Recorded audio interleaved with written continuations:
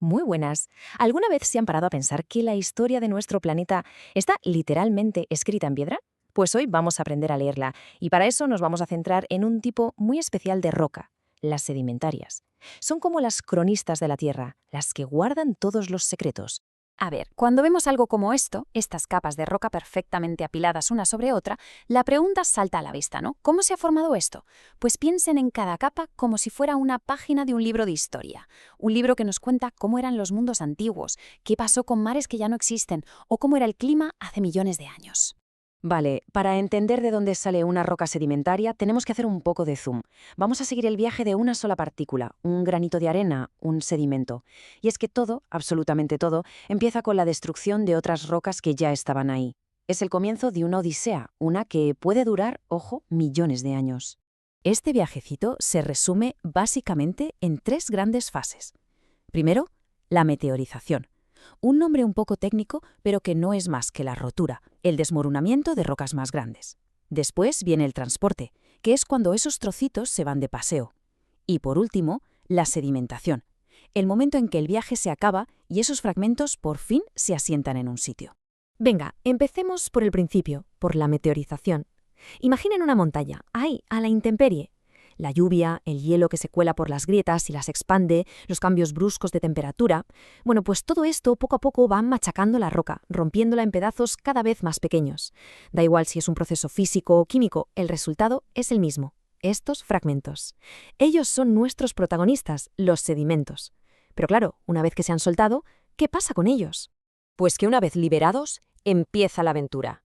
Se embarcan en un viaje alucinante. Un río, por ejemplo, los puede arrastrar kilómetros y kilómetros. El viento puede levantar las partículas más finas y llevárselas a través de desiertos enteros. O incluso un glaciar, con su fuerza bruta, puede empujar pedruscos enormes. Así, sin más, empieza su gran migración. Y después de ese viaje, que puede ser larguísimo, todos estos sedimentos acaban acumulándose en algún sitio. Normalmente en el fondo de un lago, de un mar, de un océano, donde la energía baja. Pero claro, tenemos un montón de arena o de lodo suelto. La pregunta del millón es, ¿cómo pasamos de esto, de un montón de arena mojada, a una roca dura y sólida? Aquí es donde empieza la verdadera magia de la geología. Pues el palabra clave aquí es diagénesis. Quédense con este nombre porque es el proceso de transformación final. Es el conjunto de todos los cambios físicos y químicos que van a hacer que esos granos sueltos se queden pegados para siempre, para formar una roca completamente nueva. Esta diagénesis tiene, digamos, dos pasos clave. El primero es la compactación. Imaginen que se van acumulando más y más capas de sedimento encima. El peso es brutal. ¿Y qué hace ese peso? Pues exprimir todo el agua que hay entre los granos y apretujarlos unos contra otros. Y luego viene el segundo paso, la cementación. El poquito de agua que queda está cargada de minerales disueltos y actúa como un pegamento, como un cemento natural, que cristaliza entre los huecos y ¡zas!, une todos los granos. Y el resultado de todo esto es una roca nueva, sí. Pero no todas las rocas sedimentarias son iguales, ni mucho menos. Su DNI, por así decirlo, depende de los materiales de los que están hechas y de toda la historia que han vivido. Así que vamos a conocer a las distintas familias. A grandes rasgos podemos hablar de tres grandes familias. Primero, las detríticas, que están hechas de trocitos, de fragmentos, de otras rocas. Luego están las rocas químicas, que se forman cuando los minerales que están disueltos en el agua de repente se solidifican. El ejemplo más claro es la sal que queda cuando se evapora el agua del mar. Y por último, las orgánicas, que como su nombre indica, se forman por la acumulación de restos de seres vivos. Vamos a centrarnos un momento en las detríticas, porque son las más comunes. Su clasificación, la verdad, es súper intuitiva. Todo depende del tamaño de los fragmentos que las forman.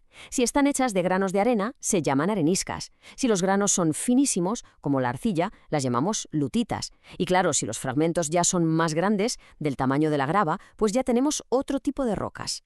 Y fíjense qué curioso, porque hasta la forma de esos fragmentos nos cuenta una historia. Es como ser un detective de rocas. Si vemos un conglomerado, con sus cantos redondeados y pulidos, podemos deducir que esos trozos han viajado muchísimo, seguramente arrastrados por un río que ha ido lijando sus bordes. En cambio, si nos encontramos con una brecha, con los trozos todos angulosos, nos dice que cayeron y se quedaron ahí, muy cerca de donde se rompieron. La forma es una pista clave. Y si saltamos a las otras familias, pues nos encontramos con ejemplos que seguro que suenan. Dentro de las químicas, la caliza es súper común, o la halita, que no es otra cosa que la sal de roca de toda la vida. Y en el grupo de las orgánicas, el ejemplo estrella es el carbón, que no es más que la acumulación masiva de restos de plantas de hace millones de años, que se han compactado y transformado con el tiempo y la presión. Pero bueno, más allá de cómo se forman, que ya es fascinante, lo que es una auténtica pasada de las rocas sedimentarias son las historias que guardan en su interior. Son, literalmente, archivos de piedra de un tiempo lejanísimo. Miren estas estructuras. Esto no son patrones decorativos, que va, son auténticas fotografías del pasado. Esas ondulaciones, que se llaman ripple marks o rizaduras, son las huellas que dejó el oleaje en una playa de hace millones de años. Alucinante. Y esas grietas, las grietas de desecación, nos cuentan que ahí había un charco o un lago que se secaba de vez en cuando. Y es así como, interpretando estas estructuras, se puede reconstruir cómo era ese lugar con un nivel de detalle asombroso. Podemos saber si estamos pisando lo que fue un desierto, el lecho de un río caudaloso, una playa tranquilita o el fondo de un mar profundo, millones de años después de que desapareciera. Cada marca en la roca es una palabra en la gran historia de la Tierra. Así que, la próxima vez que veamos una roca con capas o con estas marcas tan curiosas, podemos pararnos un segundo a pensar en el viaje increíble que ha hecho y en todos los secretos que guarda. Cada piedra tiene una historia que contarnos sobre lo dinámico y cambiante que ha sido nuestro planeta. La verdadera pregunta es, ¿si estamos prestando la suficiente atención como para escucharla?